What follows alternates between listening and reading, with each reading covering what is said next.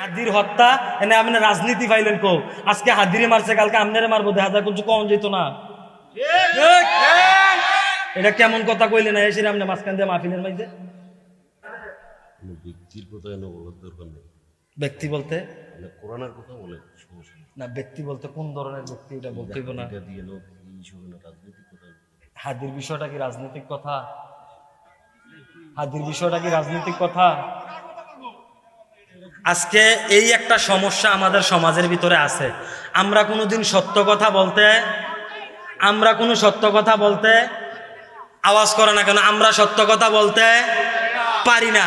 আজকে যদি বেগম জিয়ার উপরে আক্রমণ করে, বেগম জিয়ারে যে 2.5 বছর জেলখানার ভিতরে রাখছে, কেন আমরা মাহফিলের ভিতরে সত্যের পক্ষে কথা বলি নাই, প্রতিবাদ করি নাই? যেইটা সত্য এটা তো আমাকে বলতে হবে। হাদির হত্যা এনে আপনি রাজনীতি পাইলেন কো আজকে হাদিরে মারছে কালকে আমনেরে মারবো দেখা যায় কিছু কম যেত না। এটা কেমন কথা কইলেন এসে আপনি মাঝখান দিয়ে মাহফিলের মাঝে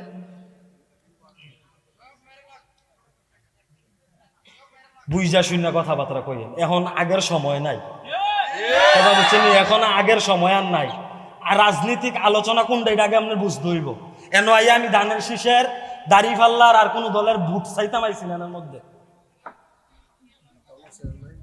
আল্লাহ তাআলা বুঝার তৌফিক দান করুক। উনিও আমরা নিজের মানুষ, আমরা এলাকার মানুষ না। আমার বাড়ি রসুলপুর, আমি তো দেবিদ্দারের সন্তান হই। উনিও বিষয়টা বুঝতে পারছে না, এর লেগা কইছে। আল্লাহ বুঝার তৌফিক দান করুক। আরো জোরে বলি আমিন। কি কই আগে কথাটা বুঝছেন? কেউ যদি অন্যায় করে, আজকে যদি আমার ভাই সাহেবরে কেউ মারে বাররা রাস্তার মোড়ে, আমি কি প্রতিবাদ করতাম না? আমি কি সত্যের পক্ষে কথা কইতাম না? এটা আপনার রাজনীতি আলোচনা পাইবেন কো এনের মাইজে? আল্লাহ তাআলা বুঝার তৌফিক দান করুক। আরো জোরে বলি আমিন। কথাবার্তা কই তুইব বুঝা শুনা। আমি যদি কাউকে কথার মধ্যে স্টপ দেই, কাউকে বাধা দেই, আগে বুঝতে হইব সে কথাটা কি বলতেছে, কোন কথাটা বলতেছে, এটা আগে বুঝতে হবে। না বুঝা যদি আমরা ঠেলি আটকাইয়া কই এলাই তাহলে কি সারবো? তাও নিজের এলাকার ভিতরে, তাও আমি কিছু কইছি না, এটা অন্য এলাকা তৈলি কি অবস্থা হইল? আল্লাহ বুঝার তৌফিক দান করুক, বলি আমিন। আরো জোরে বলি আমিন। বুঝছে না বড় আমার নিজের মানুষ, চাচার মতো লাগে, ধরতে পারছে না। বুঝবো পরে, আলোচনা শেষ করলে কথা বুঝতে পারবো। তাইলে আমরার কথা হইল, দেশের ভিতরে যদি কাউকে হত্যা করে, কাউকে মারে, কাউকে আঘাত করে, সেই যেই হোক, আজকে হাদিরে নিরাপত্তা দিতে পারছে না, আমি কেমনে কয়াম কালকে তারেক রহমানের নিরাপত্তা দিব? আমার কথা বুঝেন নাই? আমার কথা বুঝছেন কিনা? তারেক রহমান সাহেব তো রিসেন্টলি আমাদের দেশে আসবে। তিনিও তো আমাদের দেশের একজন পলিটিক্যাল লিডার।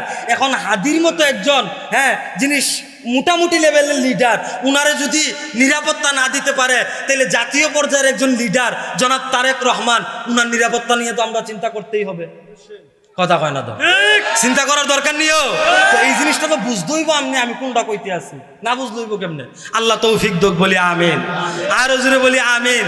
আমি আপনাদের সামনে, সময় খুব কম, এদিক সেদিক যাওয়ার সুযোগ নাই, সূরা দুহার 4টা আয়াত তেলাওয়াত করছি। কয়টা? কথা কয় না, কয়টা? 4টা।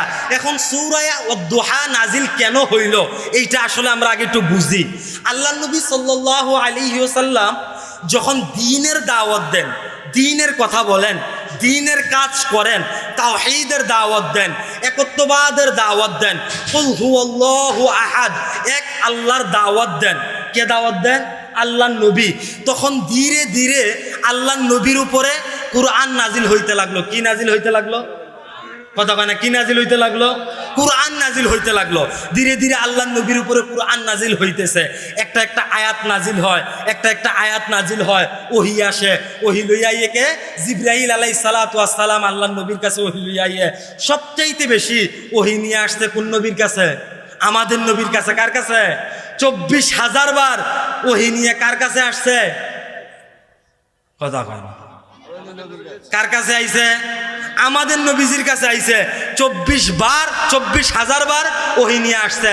এখন কয়েকদিন ওহী আনা বন্ধ হইয়া গেছে গা, জিবরাইল আইয়ে না 10-12 দিন হইয়া গেছে গা। তাফসিরে বাইহাকির ভিতরে মুফাসসির ইকরামগণ 40 দিন পর্যন্ত লেখছেন, 40 দিন পর্যন্ত ওহী আসে না। আল্লাহ পাক রব্বুল আলামিনের পক্ষ থেকে কোনো খবর আসে না, কোনো কথা আসে না। আল্লাহ রসুল খানিকটা চিন্তিত হয়ে গেছেন যে আল্লাহ পাক রব্বুল আলামিনের পক্ষ থেকে নতুন কথা আসতেছে না কেন? ভাই আমি তো বললাম ইকুটা একবারে দিবেন না, ইকু টোটাল বন্ধ, ইকু টোটাল বন্ধ। আল্লাহ নবীর কাছে কোনো কি আসতেছে না? ওহি আসতেছে না, কোনো কোরআনের আয়াত নাজিল হইতেছে না, কোনো দিক নির্দেশনা আসতেছে না। আল্লাহর নবী খানিকটা চিন্তিত হয়ে গেলেন, পেরেশান হয়ে গেলেন। এই খবর আবু লাহাব বা সিটারের বউয়ে, কার বউয়ে? আবু লাহাবের নাম শুনছেন নেই? কথা কেন? আবু লাহাবের নাম শুনছেন নেই? আপনারা আওয়াজ করতেন না? আওয়াজ করতেন পারতেন না? পারবেন নেই? আওয়াজ করতেন পারবেন নেই? নারে তাকবীর, নারে তাকবীর। আওয়াজ হইছে না? বাররার মানুষ তো আস্তে আওয়াজ করলে হইতো না। নারে তাকবীর। আবু লাহাবের বউ এই খবর আবার ভাইয়া লাইছে, নবীজির উপরে কুরআনের আয়াত কি হয় না? নাজিল হয় না। এখন আবু লাহাবের বউয়ে তাই এই পুরাটা মক্কার সিফা সাফা কনা কাঞ্চি, কয়দিন আগে তো মক্কা থেকে আইছি, পুরান ঘর বাড়িটি দেখে আইছি কেমন সিফা সাফা সাইডগুলা। এই সিফা সাফার ভিতরে গিয়ে আইটা কইতাছে, তোমরা খবর পাইছো নি মোহাম্মদের রূপে মোহাম্মদের খুদায়ার কবিতা নাজিল করে না? আরো জোরে কন নাউজুবিল্লাহ, আরো জোরে কন নাউজুবিল্লাহ। মোহাম্মদের খুদায় মোহাম্মদের উপরে আর কি নাজিল করে না? কবিতা নাজিল করে না। এই খবর যখন মক্কার ভিতরে ছড়াই দিছে, তখন এক কান থেকে আরেক কান, এক কান থেকে আরেক কান এই খবর আসতেছে আসতেছে। এই কথা রসুল সাল্লাল্লাহু আলাইহি সাল্লামের কান পর্যন্ত চলে আসছে। এখন যখন নবীজির কানে এই কথা আইছে, আবার ভাইয়া কইতাছে, আল্লাহ তুমি কি করলা? আয়াত দেওয়া বন্ধ করে দিলা, কোরআনের আয়াত নাজিল হইতাছে না, ওহি আইতে আছে না, মানুষ আমার উপরে অপবাদ দিতেছে, আমি কোন দিকে যায়াম? এই কথা কইয়া আল্লাহর নবী সাল্লাল্লাহু আলাইহি ওয়াসাল্লাম মুরাকাব্বার মধ্যে বইছে। বওয়ার সাথে সাথে জিবরাইল আলাইহিস সালাতু ওয়াস সালাম আল্লাহর নবীর সামনে হাজির হয়ে গেছে। হাজির হয়ে আল্লাহর নবীর সামনে আয়াত তেলাওয়াত করতেছে, ওয়াদ-দুহা ওয়াল-লাইলি ইযা সাজা। আল্লাহর নবীর কাছে বর্ণনা করতেছে, ইয়া রাসূলুল্লাহ, আল্লাহ তাআলা বাণী পাঠাই দিছে। আল্লাহ পাক রব্বুল আলামিন প্রথমেই বলেন ওয়াদ-দুহা, সকালের শপথ, সুবহে সাদিকের শপথ, ভোরের শপথ। কিসের শপথ? কথা কয় না, কিসের শপথ? ভোরের শপথ। এমন ভোরের শপথ যেই ভোরে আল্লাহ পাক রব্বুল আলামিন আমাদেরকে শীতল বাতাসের মতো নিয়ামত দান করেছে। এমন ভোরের শপথ যেই ভোরে আল্লাহ পাক রব্বুল আলামিন সূর্যের আলোর মতো আমাদেরকে নিয়ামত দান করেছে। এমন ভোরের শপথ যেই ভোরে আল্লাহ পাক রব্বুল আলামিন আমাদেরকে রিজিকের সন্ধান করার মতো নিয়ামত দান করেছে। এমন ভোরের শপথ যেই ভোরে আল্লাহ পাক রব্বুল আলামিন আমাদেরকে দুনিয়া দেখার মতো নিয়ামত দান করেছে। আল্লাহ পাক রব্বুল আলামিন ওই ভোরের শপথ করলেন, সকালের শপথ করলেন, এরপরে ওয়াল-লাইলি ইযা সাজা, হ্যাঁ রাত্রের শপথ করলেন। গভীর রাত্র, যখন রাত্র একেবারে নীরব নিস্তব্ধ হয়ে যায়, দুনিয়ার সমস্ত মানুষ যখন ঘুমিয়ে যায়, পশু পাখি যখন তাদের নিরে ফিরে যায়, যখন সব কিছু একেবারে নীরব নিস্তব্ধ হয়ে যায়, যেই রাত্র আল্লাহ তাআলা অন্ধকারে একেবারে অন্ধকারাচ্ছন্ন করে দেয় আমাদের আরাম করার জন্য, ঘুমানোর জন্য, ওই রাত্রের শপথ খাইলেন আল্লাহ তাআলা। এখানে কয়টা শপথ খাইলেন? কথা কয় না, কয়টা শপথ খাইলেন? দুইটা। এক নম্বরে ওয়াদ-দুহা, দুই নম্বরে ওয়াল-লাইলি ইযা সাজা। আল্লাহ পাক রব্বুল আলামিন দুইটা শপথ খাইলেন। এক সকালের শপথ, দুই গভীর রাত্রি, গভীর রজনীর শপথ। এরপরে আল্লাহ পাক রব্বুল আলামিন বলতেছে, মা ওয়াদ্দাআকা রব্বুকা ওয়া মা ক্বালা। হে নবী, আপনি শুনুন, আমি আল্লাহ আপনাকে ছেড়েও দেই নাই, আমি আপনাকে পরিত্যাগও করি নাই। সুবহানাল্লাহ, জোরে কইতেন না? আল্লাহ পাক রব্বুল আলামিন ওনার নবীকে বলতেছে, হে নবী, আমি আপনাকে ছেড়েও দেই নাই, পরিত্যাগও করি নাই। আপনি টেনশন করবেন না, আপনি চিন্তা করবেন না। আপনি কি মনে করেছেন এই যে আরবের জাহেলরা, আরবের বেঈমানরা, আরবের কাফেররা আপনার উপরে জুলুম করতেছে? করতে থাকো, করতে দেন। আমি আল্লাহ বুড়ি বানাইলাম, বানাইয়া আকাশে ছেড়ে দিলাম। নাটাই কিন্তু আমার হাতে, সুতা কিন্তু আমার হাতে, সাময়িক সময়ের জন্য ছেড়ে দিলাম। উড়তে থাকো, উড়তে থাকো, উড়তে থাকো। যখন সন্ধ্যা হইবে আমি আল্লাহ টান দিব, এরপরে আর আকাশে থাকতে পারবে না। হে নবী, আপনি শুনেন, আমি আল্লাহ আপনাকে দুনিয়াতে পাঠাইছি, আপনার সব দায়িত্ব আমি আল্লাহর। আপনি চিন্তা করবেন না। তারা আপনার উপরে জুলুম করতেছে, তারা আপনাকে কথার দ্বারা আঘাত করতেছে, তারা আপনাকে মারতেছে, দেন না মারতে। একটা সময় শেষে আমিও তাদেরকে টান দিব, তারাও টিকতে পারবে না। কথা বলুন ঠিক কিনা? তারাও কি করতে পারবে না? টিকতে পারবে না। যেমনই ভাবে জালেমরা আমাদের উপরে জুলুম করছে, আমরা জুলুমের শিকার হয়েছি। জুলুম করতে করতে করতে করতে যখন তারা তাদের সীমা পার করছে, তখন জালেমরা পালাইতে বাধ্য হয়েছে। আমরা মুক্তভাবে আল্লাহর এই জমিনে রয়ে গেছি। ঠিক তদ্রূপভাবে কিয়ামত পর্যন্ত যারা জুলুম করবে, যারা জালেম হবে, তারা একটা সময় জুলুম করবে, কিন্তু সময় আর সীমা অতিক্রম করার পরে তারাও টিকতে পারবে? কথা কয় না, তারাও টিকতে পারবে না। আমরা সমাজের ভিতরে কেউ যদি জুলুম করে সম্পদ বাড়ায়, কেউ যদি জুলুম করে সেটা সম্পদ আনে, কেউ যদি সুদ খাইয়া সম্পদ আনে, কেউ যদি ঘুষ খাইয়া সম্পদ আনে, তার সম্পদটি হ্যাঁ। কথা কয় না, তার সম্পদটি হ্যাঁ টি হ্যাঁ না। ওই যে আমার উস্তাদে মোহতারাম, বাড়ি হচ্ছে মুন্সিগঞ্জ বিক্রমপুর, নাম শুনছেন তো? বিক্রমপুরের নাম শুনছেন না?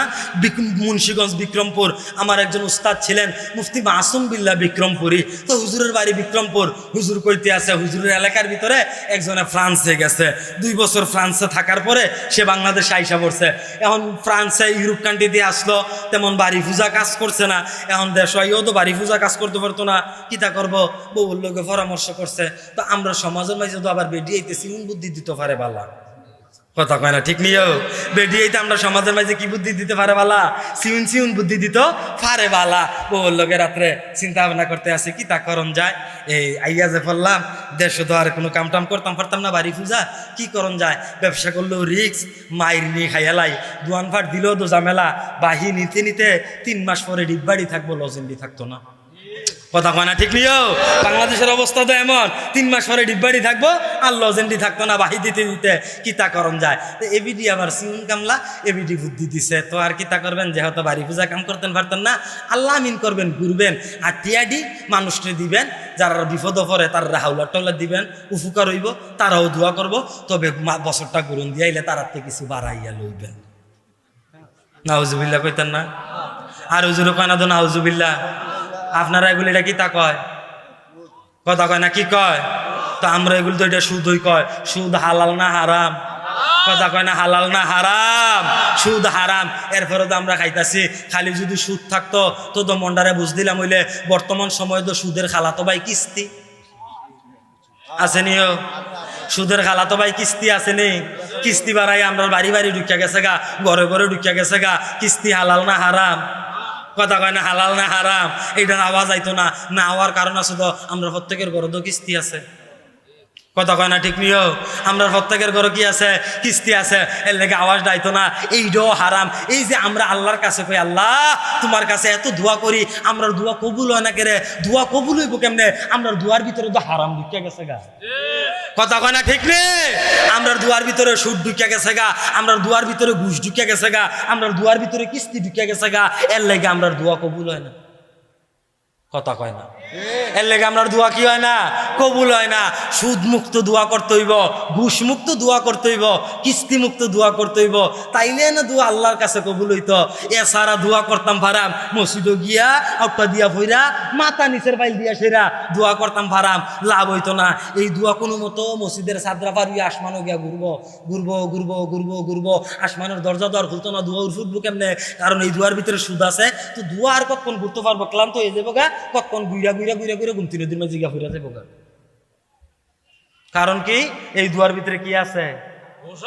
কথা কয় না, এই দুয়ার ভিতরে কি আছে? ঘুষ আছে। আল্লাহ নবী সাল্লাল্লাহু আলাইহি ওয়াসাল্লাম হাদিস শরীফে ইরশাদ করেন, দোয়া কবুল হওয়ার কয়েকটা শর্ত আছে। তার ভিতরে উত্তম শর্ত হইল পেটের ভিতরে হালাল খাবার থাকতে হইব, শরীরের ভিতরে হালাল পোশাক থাকতে হইব। যদি এডি না থাকে আমরা দোয়া নট। আমরা দোয়া কি? কথা কয় না, আমরা দোয়া কি? নট। এই জন্য দোয়া কবুল হওয়ার লাগা প্রথম শর্ত হইল কি খাইতে হইব? কথা কয় না তো, কি খাইতে হইব? হালাল খাইতে হইব। হালাল না খাইলে দোয়া কবুল হবে না। তাহলে যেই কথাটা বলতেছিলাম, আল্লাহ পাক রব্বুল আলামিন দুইটা জিনিসের উপর শপথ করে উনার নবীকে বলতেছে, হে নবী, আমি আপনাকে ছেড়ে দেই নাই, পরিত্যাগও করি নাই, আপনি টেনশন করবেন না। ইন্না ফাতাহনা লাকা ফাতাহাম মুবিনা, আমি আল্লাহ পাক রব্বুল আলামিন যখন আপনাকে বিজয় দান করব, শীঘ্রই তো আমি আল্লাহ আপনাকে বিজয় দান করব। যখন বিজয় দান করব তখন আপনাকে কেউ ঠেকাইতে পারবে না, কেউ আটকাই রাখতে পারবে না। আল্লাহ পাক পাক রব্বুল আলামিনের কথা আল্লাহ পাক রব্বুল আলামিন রাখছেন।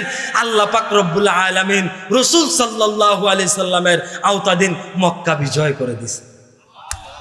কি বিজয় করে দিছে? কথা কয় না, কি বিজয় করে দিছে? মক্কা বিজয় করে দিছে। এখন রাসূল সাল্লাল্লাহু আলাইহি সাল্লাম মক্কা বিজয় করার পরে মক্কার অঞ্চল শাসন করছেন কে? আল্লাহ নবী সাল্লাল্লাহু আলাইহি সাল্লাম শাসন করছে। আল্লাহ নবী সাল্লাল্লাহু আলাইহি সাল্লাম যখন চলে গেলেন তখন শাসন করছে কে? হযরত আবু বকর সিদ্দিক রাদিয়াল্লাহু তাআলা আনহু, তিনি খেলাফতের দায়িত্ব নিছেন। আবু বকর 2 বছর 3 মাস শাসন করার পরে তিনি ইন্তেকাল করছে। তারপরে আসছে কে? হযরত ওমর রাদিয়াল্লাহু তাআলা। নাম জানেন না ওমরের? ওমরের নাম জানেননি?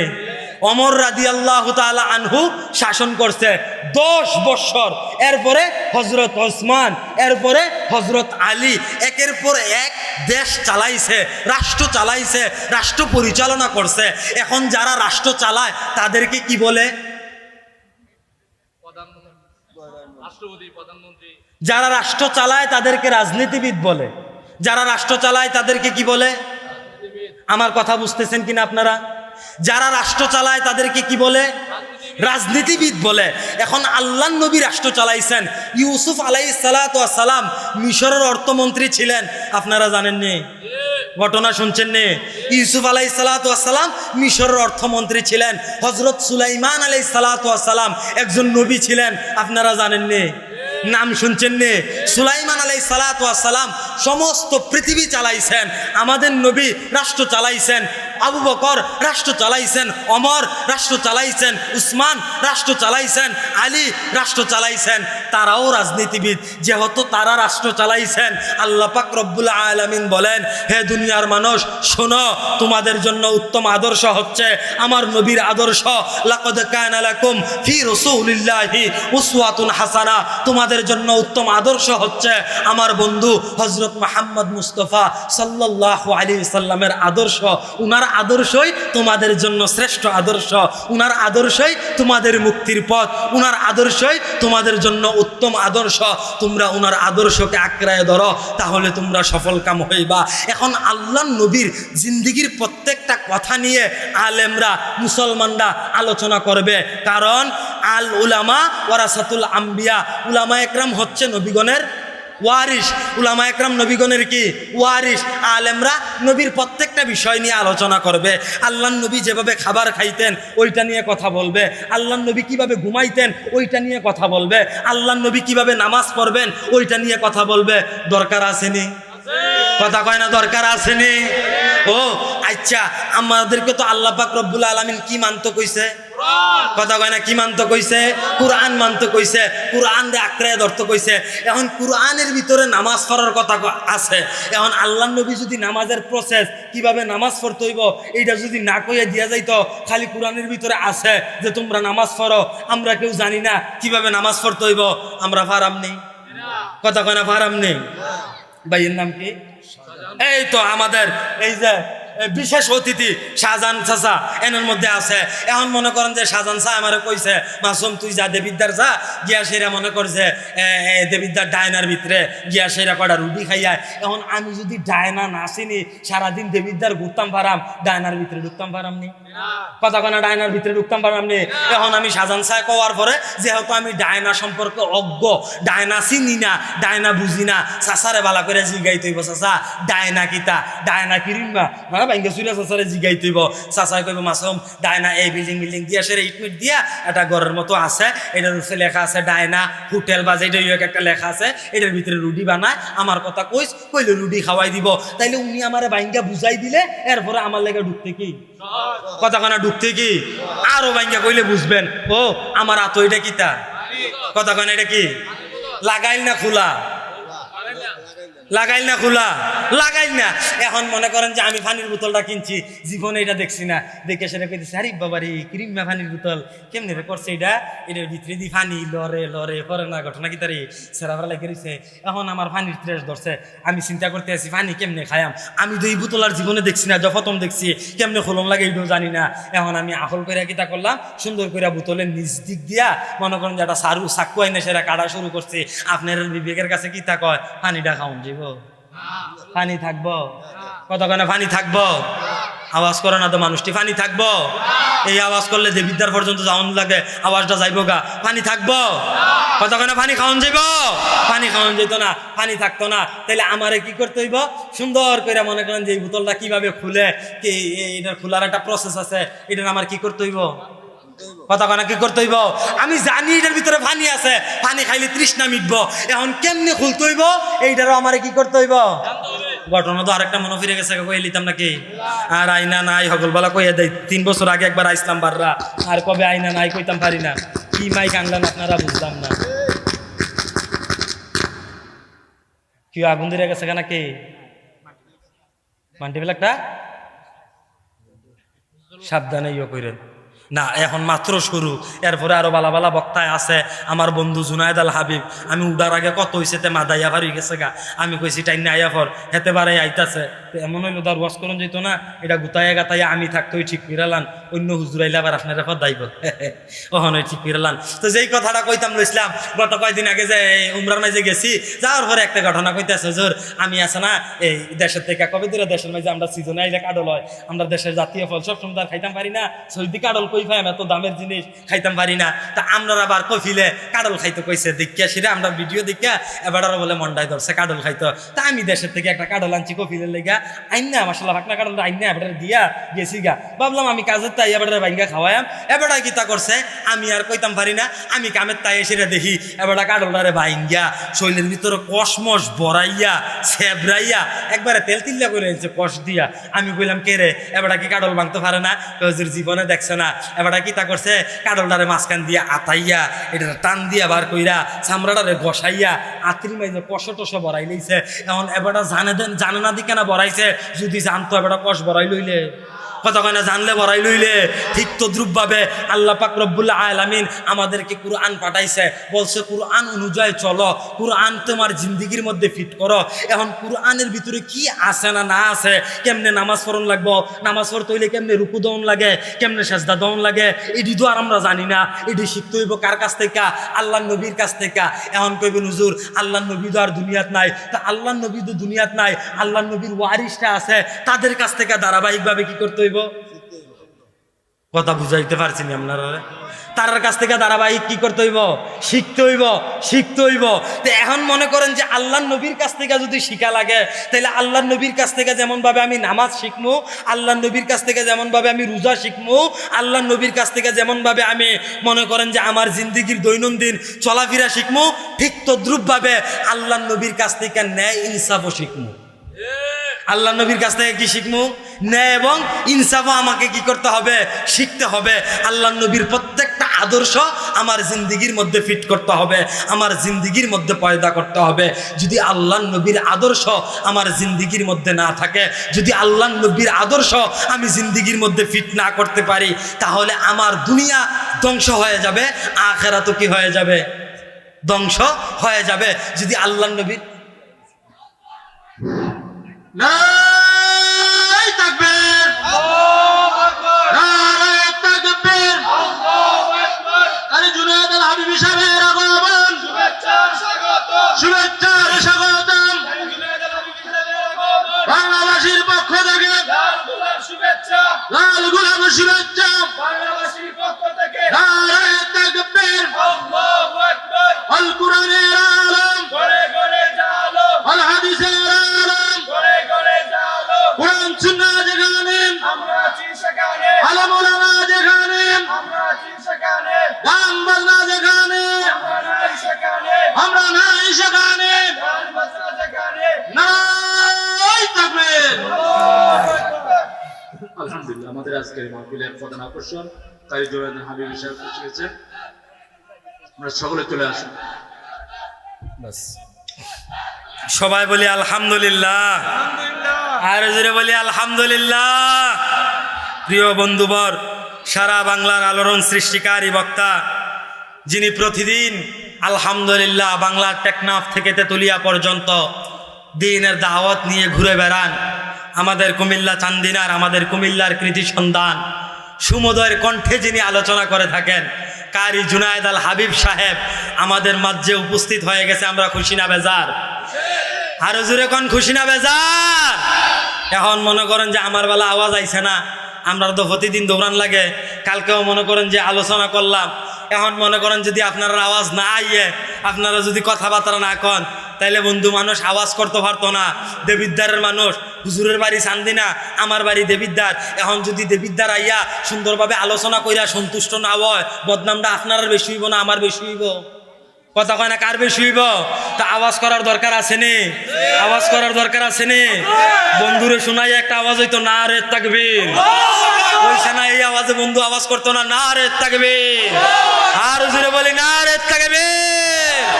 আল্লাহ সবাইকে কবুল করুক, বলি আমিন। আর জোরে বলি আমিন। হুজুর 2 মিনিট সময় পাওয়া যাবে নি? যাক, হুজুরে অনুমতি দিয়েছে 2 মিনিট কথা কইতাম, আপনার অসুবিধা হইব? কষ্ট হইব? 2 মিনিট কইয়া শেষ কইরা দিতে আছি। যেই কথা বলতেছিলাম, আমাদের জিন্দিগির মধ্যে রাসূল সাল্লাল্লাহু আলাইহি ওয়াসাল্লামের প্রত্যেকটা আদর্শই গ্রহণ করতে হবে। রাষ্ট্র কিভাবে পরিচালনা করতে হয় নবীজির কাছ থেকে শিখতে হবে। রাষ্ট্র কিভাবে চালাইতে হয় আল্লাহর নবীর কাছ থেকে শিখতে হবে। যেমনভাবে নামাজ শিখব, যেমনভাবে রোজা শিখব, যেমনভাবে যাকাত শিখব, সব কিছু কার কাছ থেকে শিখব? কথা কয় না, কার কাছ থেকে শিখব? আল্লাহর নবীর কাছ থেকে শিখব। আল্লাহর নবীর কাছ থেকে শিখতেন ফারান না দেখি তো জায়গায় জায়গায় মাইর খান, আওয়াজ করতেন ফারান না দেখি তো জায়গায় জায়গায় মাইর খান। আজকে যদি মুসলমানরা উচ্চ সুরে আওয়াজ করত, আজকে যদি মুসলমানরা হকের উপর অটল থাকতো, আজকে যদি মুসলমানরা তাওহীদের উপরে এক থাকতো, আজকে যদি মুসলমানরা একত্ববাদের উপর অটল থাকতো, তাহলে ফিলিস্তিনের মধ্যে মুসলমানরা মাইর খাইতো না। আরো জোরে বলুন ঠিক কি না? আজকে যদি মুসলমানরা একত্ববদ্ধ হয়ে থাকতো, তাহলে ফিলিস্তিনের মধ্যে মুসলমানরা মাইর খাইতো না, ভারতের মধ্যে মুসলমানরা মাইর খাইতো না, চীনের উইগুরের মধ্যে মুসলমানরা মাইর খাইতো না, এরপরে আপনার মায়ের মধ্যে মুসলমানরা মাইর খাইতো না। মাইর খাই কেন? আমরা মুসলমানরা এখনো রাসূল সাল্লাল্লাহু আলাইহি সাল্লামের আদর্শকে আঁকড়ে ধরতে পারি নাই।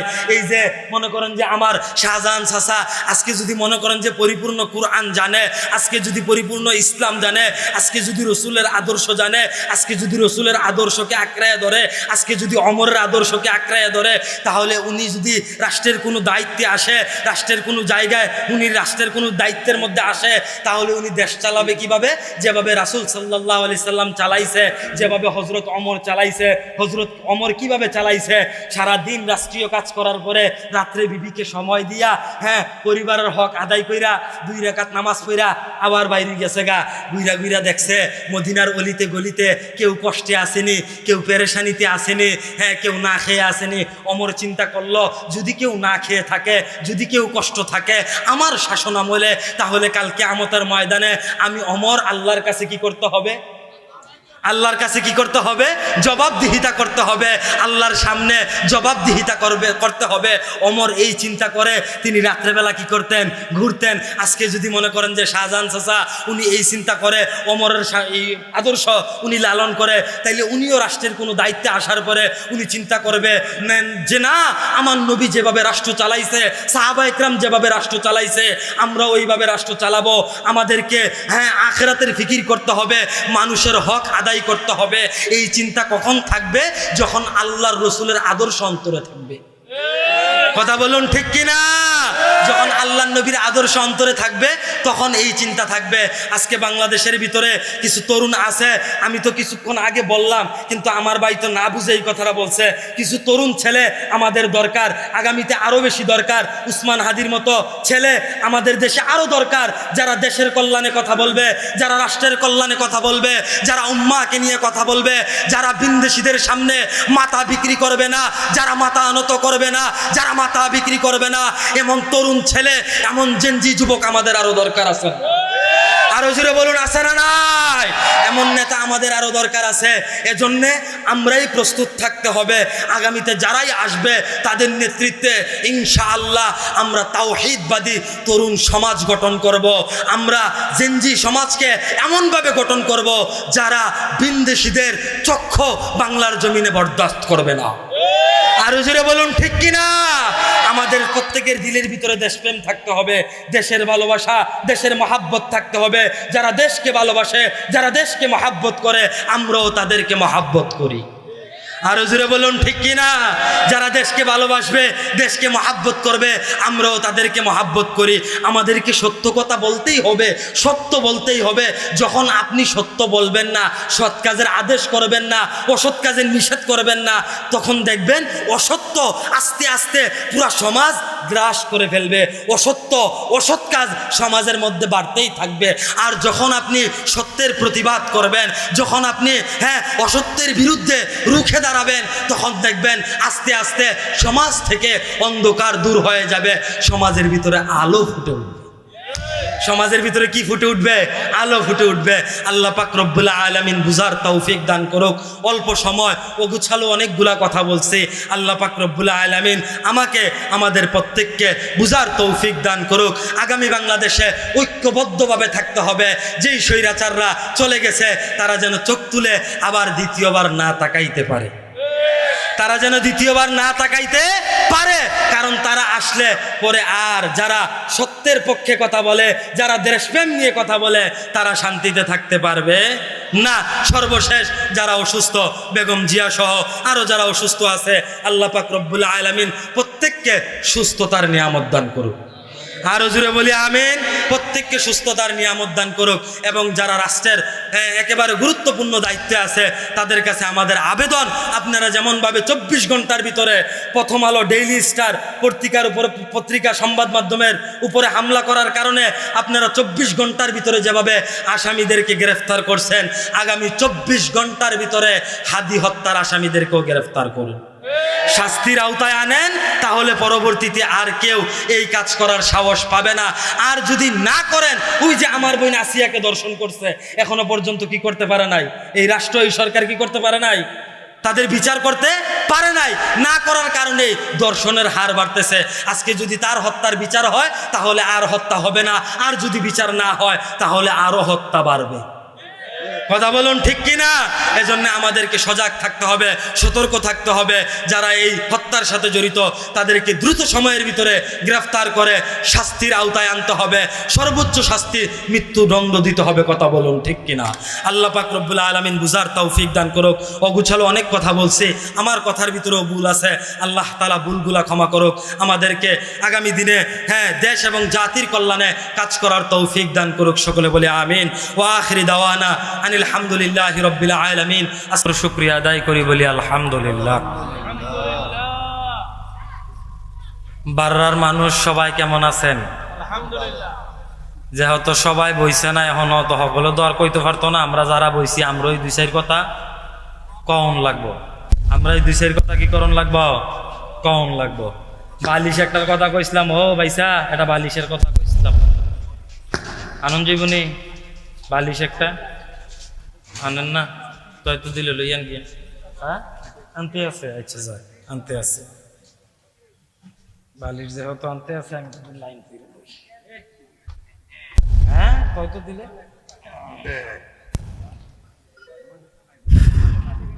দেখা যায়নি এখন আমারে কথা কন জীবনী 2-4টা 2-3 বছর আগে একবার আপনারা আইসলাম।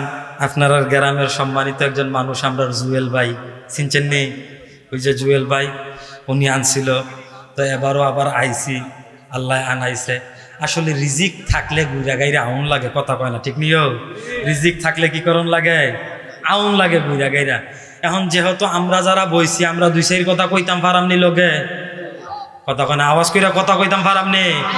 কেমন আওয়াজ করবেন কুদুর পরীক্ষা করার দরকার আছে। নারে তাকবীর, নারে তাকবীর। বাররার মানুষের আওয়াজ বালা, কারণ তারা পৌরসভার কাছাকাছি পড়ছে না, পৌরসভার ভিতরে পড়ছে, তারার ক্ষমতা তো বেশি, তারা ভিতরে পড়ছে লেগে তার আওয়াজটা বালা।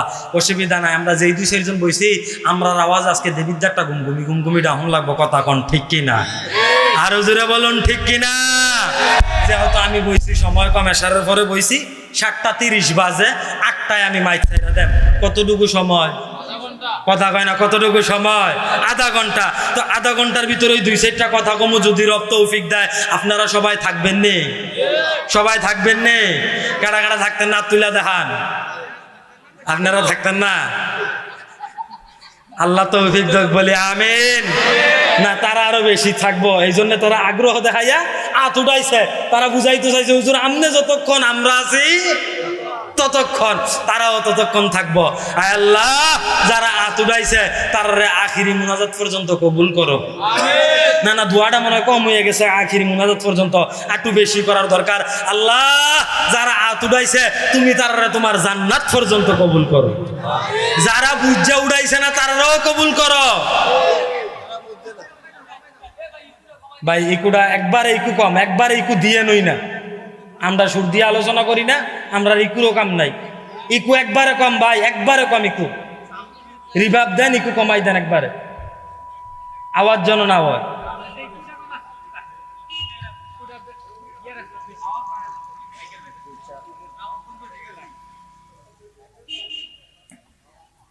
আল্লাহ পাক রব্বুল আলামিন আজকে আমাদেরকে বসার তৌফিক দিছে। এই মাহফিলের মধ্যে খুশি না বেজার? কথা কয় না, খুশি না বেজার? খুশি। কিন্তু আমরা তো সবসময় খুশি থাকতাম পারি না। ও মাহফিল তো আমরা প্রতিদিন হয়, আমি তো সব জায়গাতে এই কথাটা কম লাগে, আমার উপরে দায়িত্ব হয়ে গেছে গা। মাহফিল তো প্রতিদিন হয়, ডেলি বাংলাদেশের ভিতরে মাহফিল হইতে আছে। প্রতিদিন শত শত মাহফিল হয়নি বাংলাদেশের মাঝে? কথা কয় হয়নিও? প্রতিদিন শত শত বাংলাদেশের ভিতরে মাহফিল হয়। আমরা যুবক খোলা ফান্ডিরে যদি আমরা মাহফিলের দায়িত্ব দেই, রে তোরা মাহফিলটা সুন্দর করে কিন্তু সাজাই দিস, ইতান্ডি তয় তো দিলে মাহফিলটা সাজাইব। মাহফিলের 15-20 দিন আগে ভাই, ভাই আপনারা যদি এনে কথা কোন আর মাইকের যদি এই অবস্থা ওয়াজ করেন কেমনে? সময় আছে আধা ঘন্টা হয়েছে, জানগা আমরা জানগা সারব, কুয়াওয়াজ না হইলেই সারে বাস।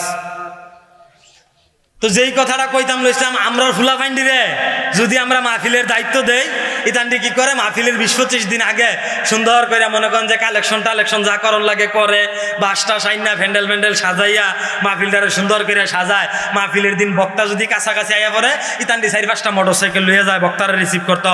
মোটরসাইকেল লইয়া সেরে ইতান্ডি পুপু পুপু পুপু পুপু আওয়াজ দিয়া, নারে তাকবির দিয়া, আমার এবারে এখন তাকবির দিয়া লইয়া পড়ছে না, এইভাবে নারে তাকবির দিয়া একবারে স্টেজ পর্যন্ত আনে, আইনা হুজুরে বয়াই দিয়া খুদর মনে মাহফিলটা সফল হয়। ইতান্ডি সাইড হয়ে যে গায়, পরের দিন আর ফজরের নামাজ পড়ে। কথা কয় না ঠিক নিও? একসাথে জুড়ে কয় না ঠিক নিও? পরের দিন আর ফজরের নামাজের মাঝে ইতান্ডিতে বিচাইরা পাওয়া যায় না। নামাজ শেষ, কিয়ামত পর্যন্ত মাহফিল করব, সমস্ত মাহফিলের সোয়াব মিজানের একটা পাল্লার ভিতরে। ফজরের 2 রাকাত ফজর নামাজের সোয়াব এক পাল্লার মাঝে কোনটা বেশি বাড়িব? কথা কয় না, কোনটা বেশি বাড়িব? ফজরের নামাজটা বেশি বাড়িয়ে দিব গা। কিন্তু আমরা তারা এইটার মাঝে না, এইটার মধ্যে আছে। এইটা যেমন দরকার এইটাও তেমন দরকার। কথা কন ঠিক কিনা? আরো জোরে বলুন ঠিক কিনা? এইটাও তেমন দরকার আছে। কেন? আল্লাহ পাক রব্বুল আলামিন কুরআনে কারিমের ভিতরে বলেন, কদ আফলাহাল মুমিনুন, প্রকৃত মুমিন তারা। জিজ্ঞেস করলাম আল্লাহ কারা?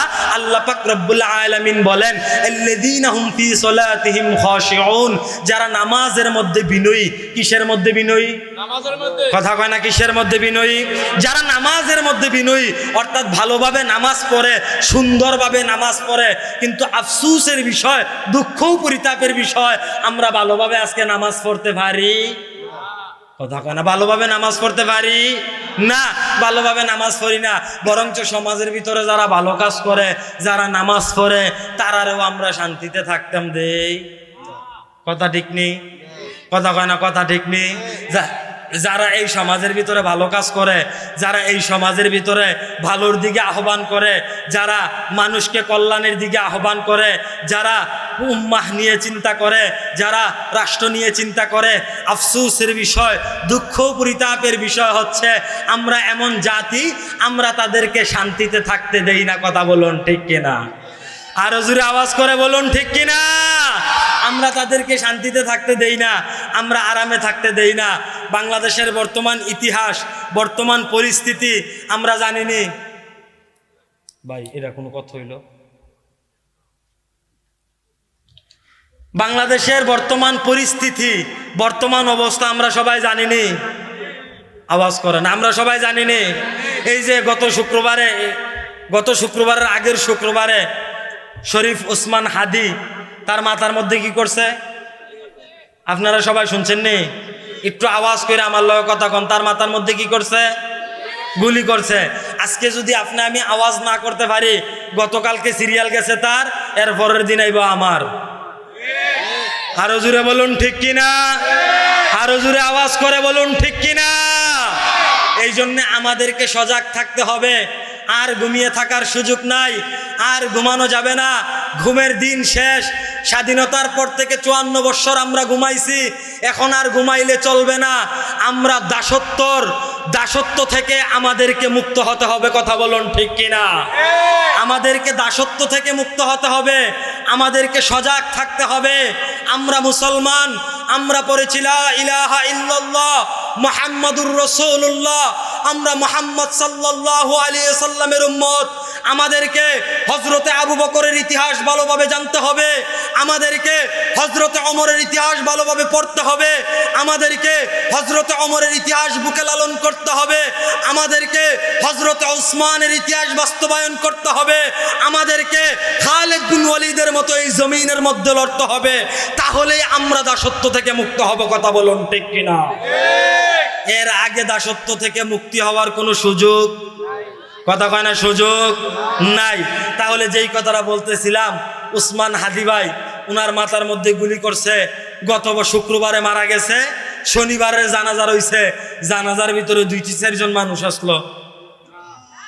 কথা কয় না, 2-4 জন আসলো, 10-12 জন, 15-20 জন, 2-300, 2-3 হাজার না, 2-3 হাজারও না, বরঞ্চ 4-5 লাখ মানুষ হয়েছে। কথা কোন ঠিক কিনা।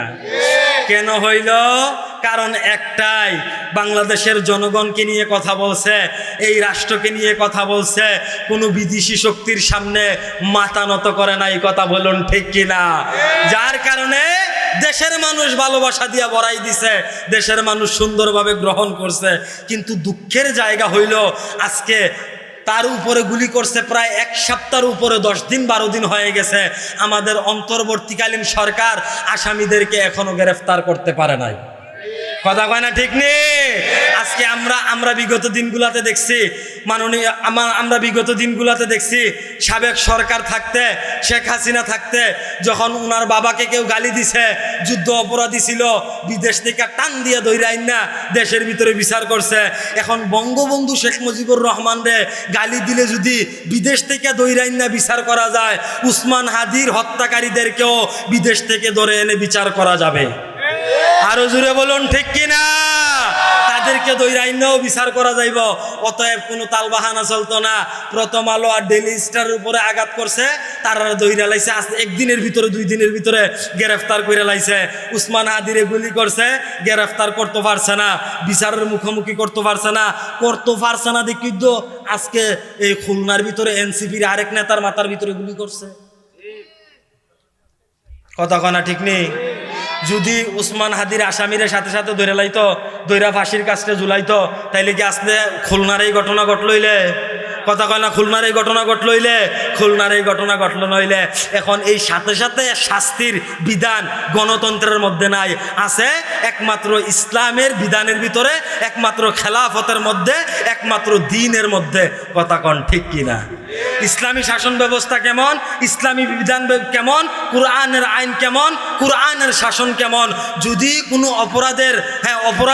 কোনো অপরাধী যদি ধরা পড়ার পরে তার অপরাধ প্রমাণিত হয়, ইসলামের বিধান হচ্ছে সে যদি কাউকে হত্যা করে, সাথে সাথে তাকেও কি করা হবে?